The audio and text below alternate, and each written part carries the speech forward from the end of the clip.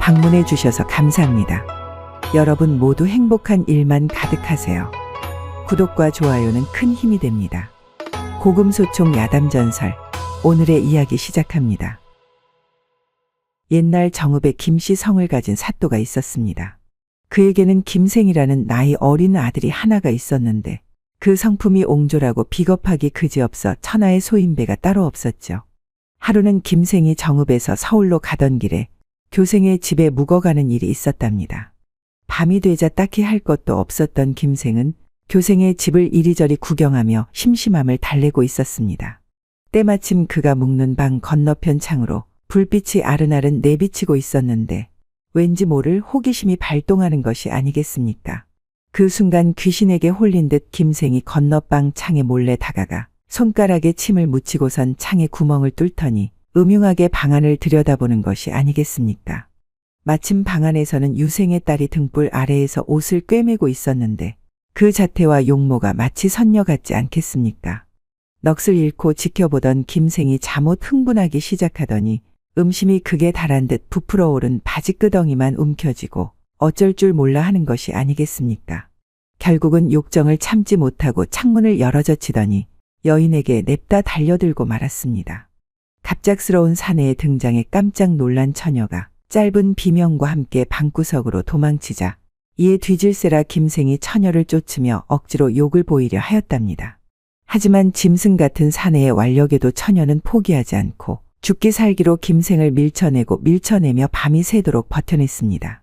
나리께서 지금 예의를 어기고 나를 범한다면 자결해버릴 것입니다. 하지만 댁과 밀고 당기며 이미 살과 살이 서로 부딪히고 섞였으니 사실상 정을 통한 것이나 다름이 없지요.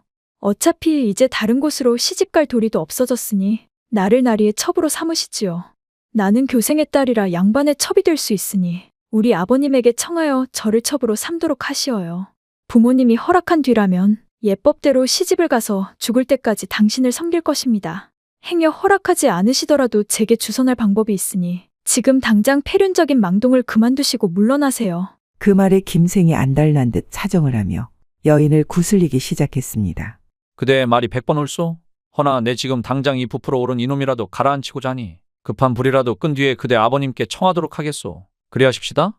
그러자 여인은 개수작 부리지 말라는 듯 정색을 하며 김생을 사납게 몰아붙이며 말하였답니다. 부모님이 허락하기 전에 몰래 상종하는 것은 제가 차마 할 수 없는 짓입니다. 나리께서 저를 예법에 따라 데려가지 않고 억지로 범하려 하신다면 지금 이곳에서 인연의 목을 찔러 피를 나리 앞에 뿌리고 죽어버릴 것이니 당장 허락을 받고 오시지요. 김생은 여인의 완강한 고집을 꺾기 어렵다는 것을 깨닫고 이내 흥분을 가라앉히고 말하였답니다. 낭자 진정하시오. 내 그리할 테니 내가 아버님께 허락을 구하면 될 것이 아니오. 오늘은 이쯤에서 그만하십시다. 일단 주무시도록 하시오. 다음 날이 되자 김생은 아침 일찍이 허락을 청하려 여인의 부모님을 찾아갔으나 막상 얼굴을 마주하니 도저히 입이 떨어지질 않는 것이 아니겠습니까? 한참을 우물쭈물 거리던 김생은 끝내 입도 뻥긋하지 못한 채 그 길로 서울로 도망치듯 가게 되었답니다. 그렇게 며칠이 지나고 볼일을 마친 김생은 정읍으로 돌아가는 길에 교생의 집에서 다시 하루를 묵어가기로 하였습니다. 그런데 집버릇 어디 가겠습니까? 밤이 되자 김생은 또다시 처녀의 방에 몰래 들어가서는 그녀를 범하려 하는 것이 아니겠습니까? 하지만 그녀는 이전과 다름없이 완강하게 필사적으로 그를 뿌리치며 말했습니다. 나리는 어째서 저희 아버님께 허락을 청하지도 않으시면서 저에게 이런 무례한 행동을 계속하시는 겝니까? 지난번에는 말씀을 드리려고 하였소. 근데 갑자기 부끄러움이 밀려와 차마 입을 열지 못하였지 않겠소? 내일은 기필코 허락을 구할 것이니 나를 믿고 어서 이리 와보시오. 어서. 아니 되옵니다. 당장이라도 허락을 구한 연후에 저를 안으십시오. 그전엔 절대 아니 되옵니다. 그렇게 김생과 처녀의 밀고 당기는 지루한 싸움은 밤새 계속되었답니다. 결국 김생은 뜬 눈으로 밤을 지새운 채 여인의 방에서 빠져나오고 말았지 뭐겠습니까? 다음 날 아침이 되어 그녀의 아버지를 다시 찾아간 김생은 순간 꿀먹은 벙어리가 되어 또다시 아무 말도 못한 채 정읍으로 돌아오고 말았습니다. 허락을 구하지도 못한 채 말이죠. 그렇게 며칠이 지나고 어떻게든 교생의 딸을 품고 싶었던 김생은 이런저런 핑계를 대어 아버지에게 서울에 가기를 청했습니다. 그렇게 또다시 서울로 가게 된 김생은 이번에도 어김없이 교생의 집에서 묵어가게 되었습니다. 어둠이 내리고 깊은 밤이 되자 당연하다는 듯 또다시 그녀의 방에 몰래 들어온 김생을 본 여인이 따지듯이 말했죠. 저희 아버님께서는 나리와 제가 이렇게 만나는 것은 꿈에도 모르십니다. 더욱이 얼마 전 어떤 사람과 이미 정혼하였으니 나리께선 이를 어찌하실 것입니까? 이 말을 듣고 김생이 흠칫 놀라며 말하였습니다. 정혼이라니요? 그렇다면 내일은 내가 꼭 말씀드리겠소. 그렇게 말하고는 잠시 뭔가를 생각하더니 여인에게 오히려 따지듯 묻는 것이 아니겠습니까? 아니 그러면 그냥 그대가 아버님께 말씀드릴 수도 있는 일이 아니었소. 일이 그 지경이 되도록 뭐 한다고 당신은 아버님께 말씀을 드리지 못했단 말이오? 김생의 어이없는 말에 여인이 한숨을 푹 내쉬며 말했습니다. 지금까지도 저를 첩으로 데려간다는 말조차 감히 입 밖으로 꺼내지도 못한 나리께서 하실 말씀은 아니지 않습니까? 사내가 지켜야 할 법도는 다하지 않고 이렇게 매번 강제로 저를 범하려는 생각만 하시니 한심하기 짝이 없습니다. 남자인 나리께서도 감히 내뱉지 못하는 말을 여자인 제가 어찌 차마 아버님께 할 수 있었겠습니까? 가슴이 찢어지옵니다. 결국은 제가 죽는 수밖에 없는 것이겠지요. 여인의 뼈를 때리는 말에 김생이 뒷걸음질 치며 말했습니다. 알겠소, 알겠소. 약속하리다. 내일은 반드시 말씀드릴 테니 진정하고 일단 주무시오. 김생은 이번만은 꼭 말씀을 드리겠다 굳게 약속하고 방 안을 나왔습니다. 다음 날 아침이 되어 그녀의 아버지를 찾아간 김생은 이번에도 아니나 다를까 부끄러움에 얼굴이 붉어지더니 끝내 감히 말하지 못하고는 냉큼 서울로 떠나버리는 게 아니겠습니까? 그렇게 며칠이 지나고 서울에서 정읍으로 돌아가던 김생은 이제는 익숙한 듯 교생의 집에 이르러 하루를 또 묵어가게 되었죠. 언제나 그랬듯 밤이 되자 그녀를 찾아간 김생을 그녀가 또다시 거절하며 말하였답니다. 일이 급박하게 돌아가고 있사옵니다. 지금 이 시기를 놓치고 계획을 세우지 않으면 돌이킬 수 없으니 꼭 허락을 청하시어요. 그렇지 않으면 저는 죽어버릴 것입니다. 하지만 다음 날 역시 김생은 여전히 말하지 못한 채 정읍으로 돌아가 버리고 말았답니다. 그렇게 정읍으로 돌아온 지 며칠이 지나자 교생의 딸에게 중독이라도 된 듯 김생은 그녀를 품지 않고는 못 살 것만 같은 생각이 들어 다시 서울로 가고자 하였습니다. 하지만 아들의 이유 없는 잦은 서울 출타에 수상함을 느낀 김생의 아버지가 노하여 꾸짖는 것이었습니다. 아니 이놈아, 너는 관아에도 있지 않고 서울 집에도 있지 않으면서 천리 먼 길을 돌아다니며 평생을 살려는 것이더냐? 내가 역마살이 낀 것이 아니라면 필시 미쳐버린 것이 분명하구나. 앞으로 서울 갈 생각은 꿈에도 꾸지 말거라, 알겠느냐?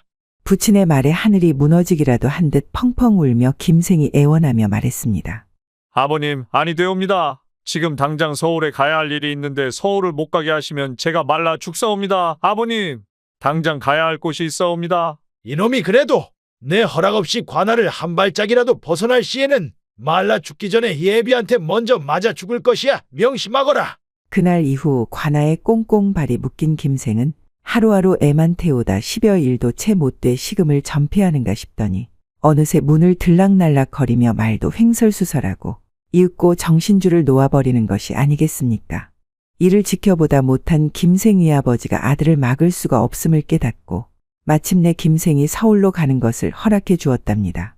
그 즉시 김생이 다시 교생의 집에 이르러서 보니 상복을 입은 교생이 마중을 나오는 것이 아니겠습니까? 김생이 깜짝 놀라 그 까닭을 물으니 교생이 비통해하며 말하는 것이었습니다. 내게 어여쁜 딸이 하나 있었는데 시집갈 나이가 되었지요.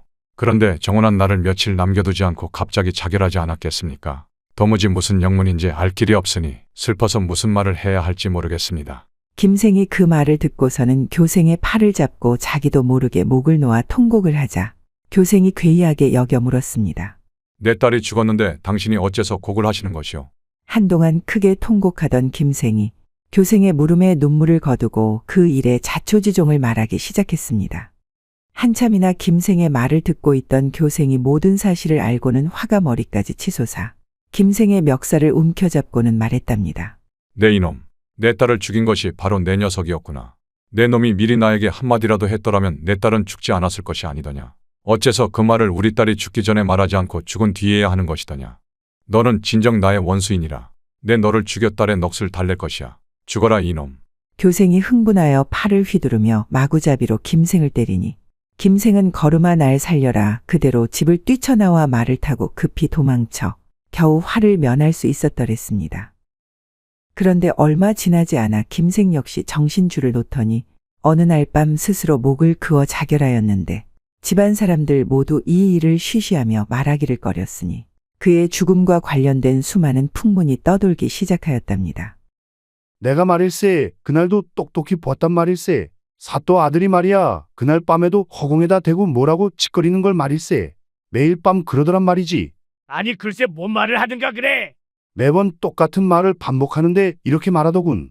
내가 이번에는 아버님께 꼭 허락을 청할 것이니 믿어주시오. 낭자. 이렇게 말일세. 그러더니 그날 밤에는 그 사달이 난 게 아니냐 말일세. 예끼 사람아, 정신줄 놓은 사람이 무슨 말이든 못하겠나? 혹시 모르지? 처녀 귀신한테 홀려서 그랬는지 신경 끄고 어서 술이나 들게나.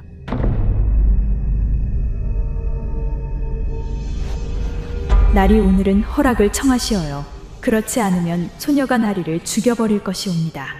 오늘은 꼭 그래야리다. 그렇지 못한다면 내 목을 그어 자결이라도 할 것이니 두고 보시오. 미인을 죽게 한 졸렬한 선비 이야기 어떻게 보셨나요? 남아이런 중천금이라 하였습니다. 사람의 말은 천금과 같으니 함부로 말을 내뱉지 말라는 뜻인데요. 그만큼 말 한마디를 하더라도 신중을 기해야 한다는 말입니다. 우리 시청자 여러분들은 그렇게 하고 계신가요? 나 역시 허투루 말을 내뱉고 사는 건 아닌지 스스로 한번 되돌아보는 하루 되셨으면 합니다. 오늘 하루도 행복해지시기 바랍니다. 다음 시간에 더 재미있는 이야기로 찾아오겠습니다. 구독과 좋아요, 알림 설정 부탁드립니다. 더 재미있는 이야기를 원하신다면 다음 동영상과 추천 동영상 꼭 시청 바랍니다. 감사합니다.